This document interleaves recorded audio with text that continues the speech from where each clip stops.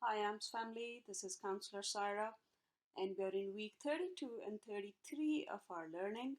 This is the first lesson on the Mindset Standard Positive Attitude toward Work and Learning.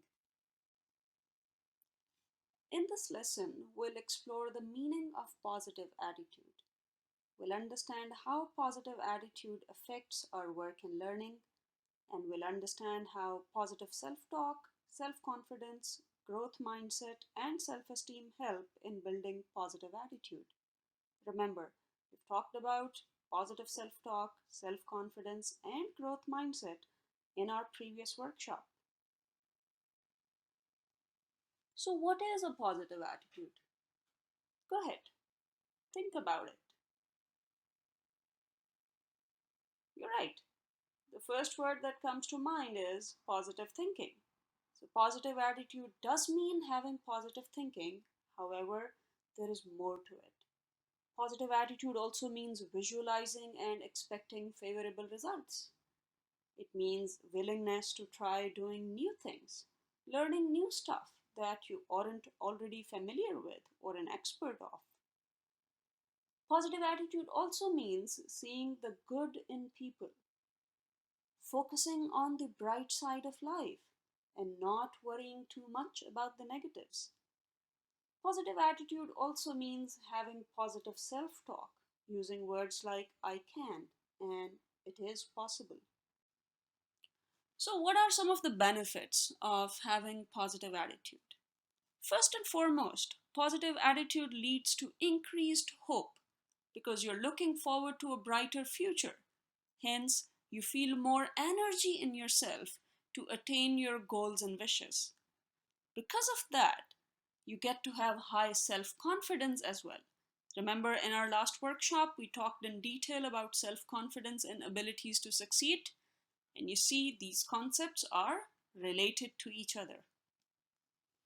And because people with positive attitude don't give up upon facing failures, continuously trying until you succeed leads you to achieving more goals and wishes that you desire. Hence, positive attitude brings more happiness into your life. People around you see the kind of life you live with a positive attitude, and you become an inspiration for others as well.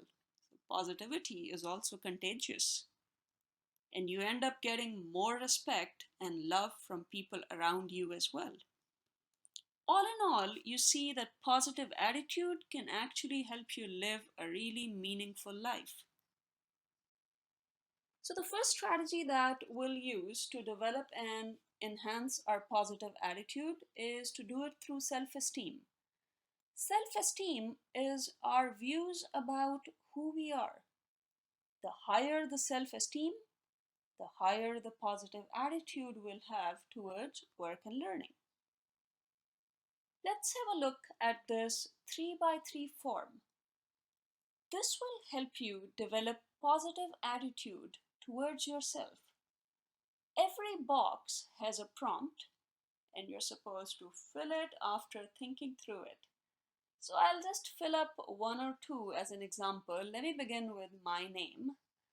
And what's the next one I would want to do? Let me pick this one here that says top right corner, what I like to do for fun. So reading and sports is my leisure time activity, and when it wasn't COVID-19, I loved spending time with nature, so hiking and trekking. Do give this form some time. Fill it up in peace and with some thought, and I'm sure you'll come out with a relatively more positive image of your own self. Alright, so what are some of the other strategies for developing positive attitude? We've already done one exercise about improving self esteem just now. And remember, we covered a few important strategies for increasing self confidence, positive self talk, and growth mindset in our previous lessons. If you need to go back and review them, please do so.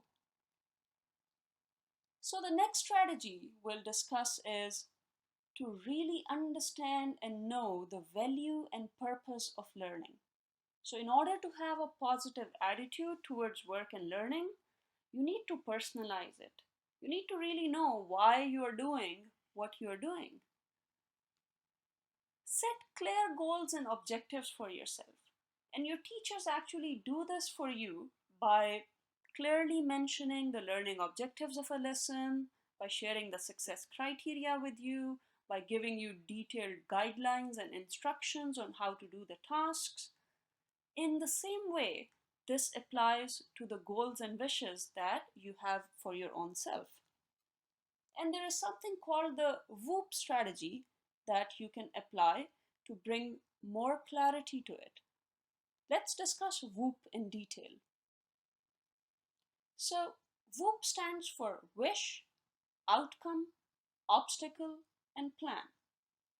As you can tell, wish is the goal that you have set for yourself.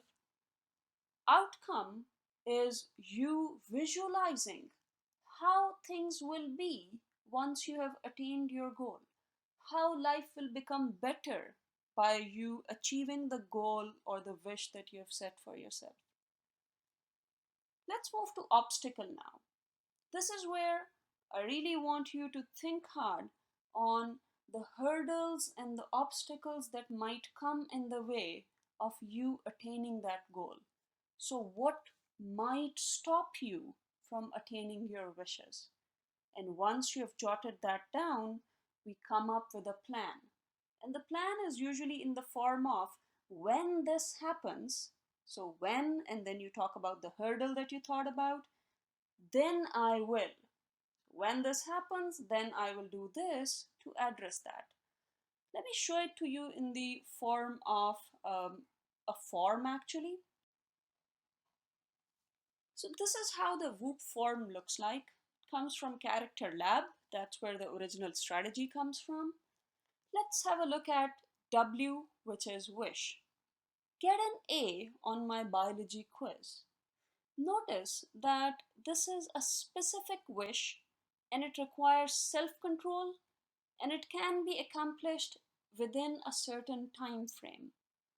For now, I would advise you to not mention the goals which are too far down in the future. Moving on to O for outcome. So this is where you're going to visualize how will things change, how will you feel once you have actually attained the goal or the wish. And the person over here mentions, I'll feel proud. And you can see it's fulfilling and motivating. It clearly visualizes and is reduced to crucial aspects. Next, O stands for obstacle. So what are the hurdles? What might prevent you from accomplishing your wish?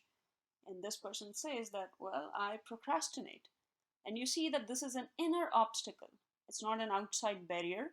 And it's clearly visualized. And the person knows what exactly is the problem. What's the plan? So P for plan, how do you fix it? The strategy goes like, when I finish dinner, then I will make 5 flashcards. So you have an observable action rather than internal decision. And then you've translated that to the resources and the skills needed to implement the plan. So for this video, I want to invite you to do this task of filling up a WOOP form for any of the wishes and goals that are important for you to be attained. Go ahead, give it a try. I'm sure you'll get benefit out of it.